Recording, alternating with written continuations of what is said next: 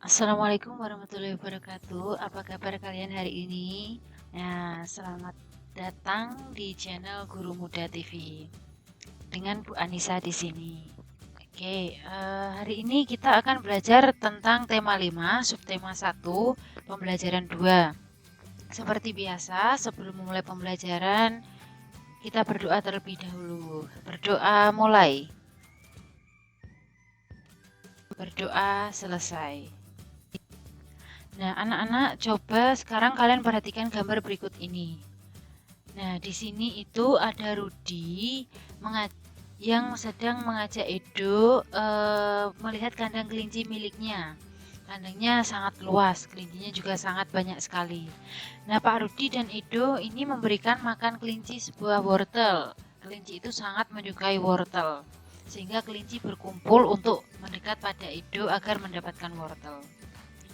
Edo senang sekali. Edo tertawa kegirangan melihat tingkah laku kelinci-kelinci di kandang kelinci milik Pak Rudi.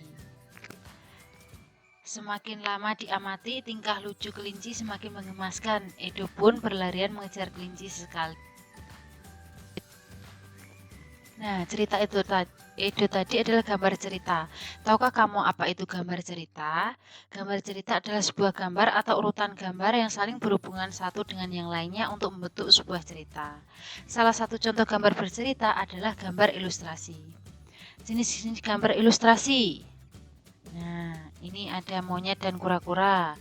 Cerita bergambar. Cerita bergambar merupakan rangkaian gambar dan teks yang membentuk suatu cerita.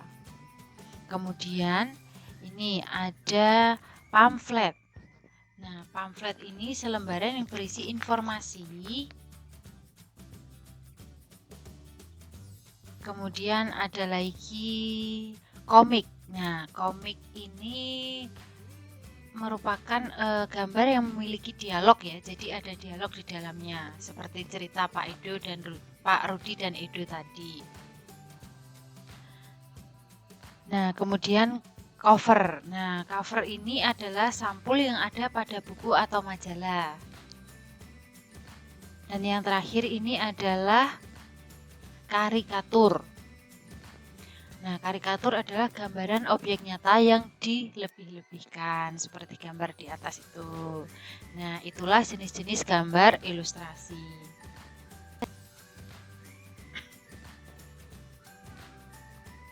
Nah, sekarang ceritakan gambar di bawah ini. Nah, di sini ada seekor kelinci dengan ketiga anaknya yang dimana induknya sedang menyusui ketiga anaknya. Kemudian kelinci ini kan suka sekali makan wortel ya. Nah, salah satu anaknya ini itu pergi untuk mencari wortel. Dan si induknya ini sangat kebingungan mencari anaknya di mana karena dia mencari wortel tanpa sepengetahuan ibunya. Dan yang gambar ketiga ini di mana ibunya sedang mencari-cari si anak tadi yang sedang memakan wortel. Nah, ibunya berlarian untuk mencari anaknya. Nah, sekarang coba tulislah ceritamu pada buku tugas ya, tentang gambar di atas tadi. Kelinci merupakan hewan yang memiliki tulang belakang. Ada juga hewan yang tidak memiliki tulang belakang. Hewan yang mempunyai tulang belakang disebut dengan vertebrata. Hewan yang tidak memiliki tulang belakang disebut avertebrata. Vertebrata. Nah, agar lebih mudah mengingatnya, kita singkat dengan kata param, di mana P itu artinya Pisces. Nah, Pisces ini merupakan keluarga ikan.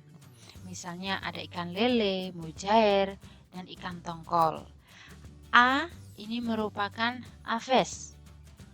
Nah, Aves ini merupakan keluarga unggas.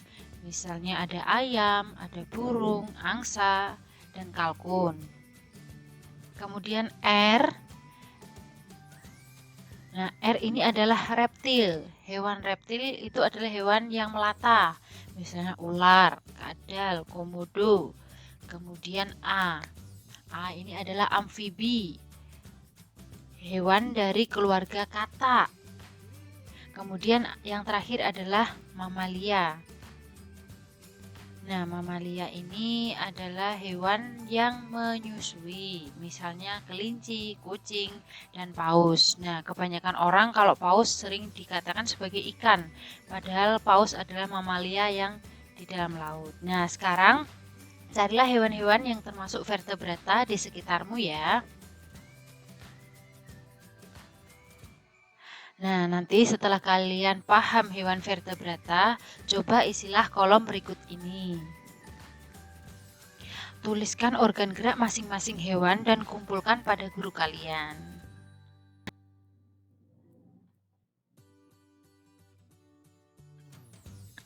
Nah, bagaimanakah cara ikan bergerak di air? Mari cari tahu bersama-sama. Nah, ini gambar ikan ya. Nah, ikan memiliki sistem gerak yang unik. Sistem gerak pada ikan berbeda dengan hewan vertebrata yang lain. Hal tersebut dikarenakan habitat ikan adalah di air. Salah satu bentuk tubuh yang paling banyak dimiliki oleh hewan air adalah bentuk rudal. Bentuk tubuh ini memungkinkan ikan meliuk ke kiri dan ke kanan.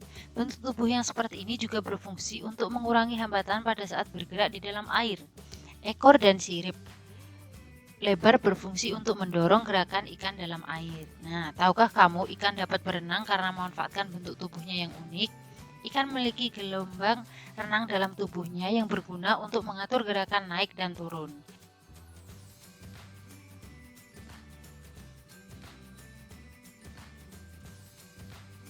Nah, sekarang temukan ide pokok pada bacaan dari paragraf sebelumnya tadi ya, yang tentang ikan.